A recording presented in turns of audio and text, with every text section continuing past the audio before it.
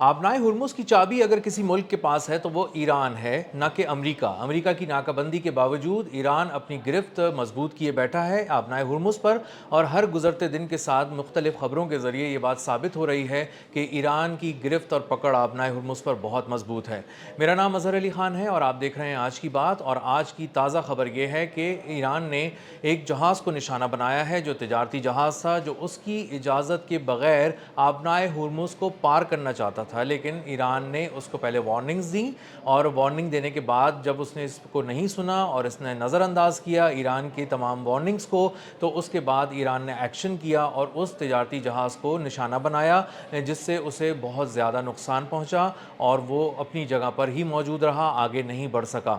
اس کی تفصیل یہ ہے کہ ایک جہاز تھا جو خلیج عمان سے آ رہا تھا، آبنائے ہرمز کی طرف بڑھ رہا تھا، تو 15 ناٹیکل مائل جب یہ دور رہ گیا عمان سے، اس کی لوکیشن ہے نارتھ ایسٹ 15 ناٹیکل مائل، تو وہاں پر ایران کی پاسداران انقلاب نے، اس کی نیوی نے اس کو چیلنج کیا، اس کو وارن کیا، اس کو پیغام دیا، ریڈیو سگنل دیا کہ آپ آبنائے ہرمز کی طرف آ رہے ہیں اور ایران کی اجازت کے بغیر آ رہے ہیں۔ لیکن شاید اس ویسل پہ موجود جو کیپٹن تھا اور عملہ تھا، اس کے ذہن میں یہ تھا کہ آبنائے ہرمز کی ناکہ بندی امریکہ نے کی ہوئی ہے اور آبنائے ہرمز پر اب امریکہ کا کنٹرول زیادہ مضبوط ہے، اس لیے ہمیں آگے بڑھنا چاہیے، اگر ہمیں کوئی چیلنج کرتا ہے تو امریکہ اس کا جواب دے گا۔ لیکن ایسا نہیں ہوا، اور یہ ان کی غلط فہمی تھی جس کی وجہ سے انہیں بہت زیادہ نقصان اٹھانا پڑ گیا۔ ایران کی نیوی نے پہلے ان کو پیغامات دیے، ان کو وارن کیا، اور جب وہ وارننگ کے باوجود نہیں رکے تو ایرانی پاسداران انقلاب کی ایک گن بوٹ بہت تیزی سے ان کی طرف آئی، اپروچ کیا اس نے، اور اس کے بعد اس نے فائرنگ کر کے اس کو تباہ کر دیا، اس بہت بڑے ویسل کا، کارگو ویسل کا ایک بہت بڑا حصہ، جس سے اس کو بہت زیادہ نقصان پہنچا۔ اب جو یو کے میریٹائم ٹریڈ آرگنائزیشن ہے جو اس حادثے کو بھی کنفرم کر رہا ہے، اس واقعے کو بھی کنفرم کر رہا ہے اور بتا رہا ہے کہ ایک جہاز واقعی 15 ناٹیکل مائل جو عمان سے دور تھا، نارتھ ایسٹ کی طرف تھا، اور اس کو ایران نے نشانہ بنایا ہے اور اس کو تباہ کیا ہے، اور اس میں موجود جو عملہ تھا وہ محفوظ رہا ہے، اور کوئی بہت زیادہ ماحول کو نقصان پہنچنے والا بھی کوئی واقعہ ایسا رونما نہیں ہوا۔ لیکن اس واقعے سے یہ ضرور ہو گیا کہ ایران نے آبنائے ہرمز پر اپنی گرفت اس کے اگلے روز ہی مضبوط دکھا دی، دوبارہ ایک دفعہ، جب ایک روز پہلے اس کا ایک جہاز سلی سٹی جو گیا ہوا تھا تیل لے کر ایک ڈیسٹینیشن کی طرف، وہ آبنائے ہرمز کو پار کر کے آیا اور ایران کے پورٹ پر بحفاظت پہنچ گیا۔ اس کے باوجود کہ امریکہ کی بحریہ اس کو مسلسل وارن کرتی رہی، مختلف ریڈیو سگنلز دیتی رہی، مختلف پیغامات دیتی رہی، لیکن اس کو ایسکارٹ کیا، حفاظتی حصار میں لے کے ایران کی نیوی نے اپنے جہاز کو، اپنے تجارتی جہاز کو جو بہت بڑا ویسل تھا، سپر ٹینکر اس کو کہا جا رہا ہے، اور وہ بتایا جا رہا ہے کہ اس میں 20 لاکھ بیرل جو خام تیل تھا وہ لدا ہوا تھا، اور وہ اس کو ان لوڈ کرنے کے بعد ایک ڈیسٹینیشن پر، ایک پورٹ سے واپس آ رہا تھا، اور اس نے بہت ہی کامیابی سے اپنا جو سفر ہے وہ جاری رکھا، آبنائے ہرمز کے قریب پہنچا، اس کو پار کیا، امریکہ کی ناک کے نیچے، آنکھوں کے سامنے وہ گزر گیا، اور امریکہ کی بحریہ 10,000 اہلکار جو وہاں تعینات کیے ہیں، ڈونلڈ ٹرمپ کہتے ہیں وہاں پہ امریکہ کی ناکہ بندی ہے، اور اس قدر سخت اور مضبوط ان کی وہاں پہ گرفت ہے کہ کسی بھی جہاز کو اگر وہاں سے گزرنا ہے تو پہلے امریکہ سے اجازت لینی پڑے گی، امریکہ کی نیوی سے اجازت لینی پڑے گی، اور پھر ان کو آگے بڑھنا پڑے گا۔ لیکن ہوا یہ کہ ایرانی جہاز اس کو چیلنج کرتا ہوا ایران کی بحریہ کے حفاظتی حصار میں امریکہ کے سامنے سے گزر گیا، اور امریکہ کے جنگی جہاز اس کا کچھ نہیں بگاڑ سکے۔ اب سوال یہ پیدا ہوتا ہے کہ امریکہ کے جہاز جو وہاں موجود ہیں، بڑی تعداد میں ہیں، 10,000 کے قریب اس کو بتایا جاتا ہے کہ اس کے سپاہی ہیں جو آبنائے ہرمز کی ناکہ بندی کے لیے اسپیشلی وہاں پر آئے ہیں، خاص طور پہ بلائے گئے ہیں، ایک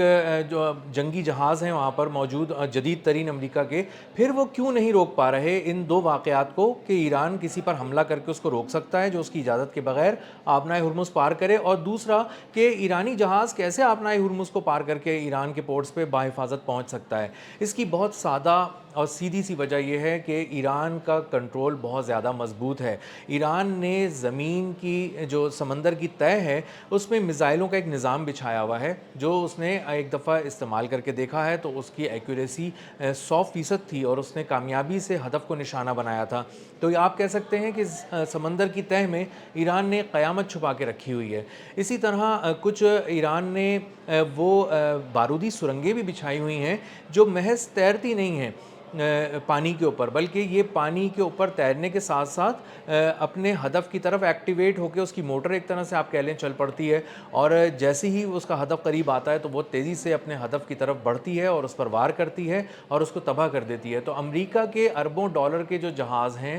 وہ اس طرح کے مس ایڈونچر کو ابھی برداشت نہیں کر سکتے کہ وہ آئیں اور اپنی اجارہ داری برقرار رکھنے کے لیے، دکھانے کے لیے جہازوں کو چیلنج کریں، اور اس کے بعد ایران کی نیوی ان پہ مختلف زاویوں سے وار کرے، جس کے بارے میں ڈونلڈ ٹرمپ بھی کہتے ہیں کہ جو جرارڈ آر فورڈ امریکہ کا بہت بڑا بحری بیڑا تھا، 13 ارب ڈالر کا تھا، 4.5 ایکڑ اس کی وسعت تھی، اس پہ 17 زاویوں سے ایران نے وار کیا، اور 17 زاویوں سے کیے جانے والے وار کا عالم یہ تھا کہ ہر طرف سے قیامت جو ہے وہ ٹوٹ رہی تھی اس امریکی بحری بیڑے پر، وہ ناقابل تسخیر سمجھا جاتا تھا، لیکن وہ اس طرح سے نشانہ بنایا گیا جیسے کوئی مسئلہ ہی نہیں تھا ایران کے لیے، اور اس کے بعد اس کو زخمی کر کے بھیج دیا، تباہ کر کے ایک امریکہ کی ایک طرح سے آپ کہہ لیں ورک شاپ میں، اور آپ وہاں اس کی مرم پٹی ہو رہی ہے۔ تو امریکی بحریہ نے جو ناقابل تلافی نقصان اٹھائے ہیں 2 بڑے امریکی بحری بیڑوں کی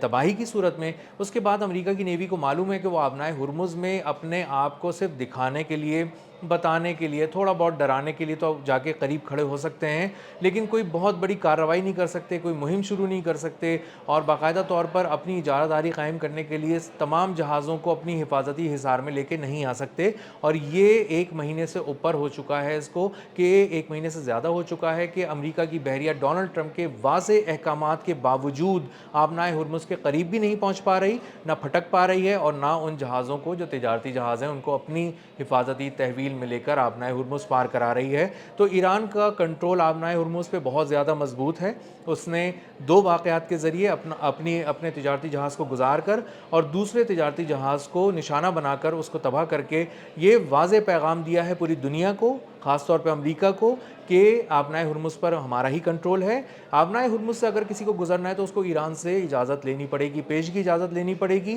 کوڈ لینا پڑے گا، تفصیل بتانی پڑے گی، ہم اجازت دیں گے، ہماری اجازت سے ہمارے حفاظتی حصار میں ہمیں ادائیگی کر کے اس ٹرانزٹ فی کی، جس کے بارے میں کہا جا رہا ہے کہ $20 لاکھ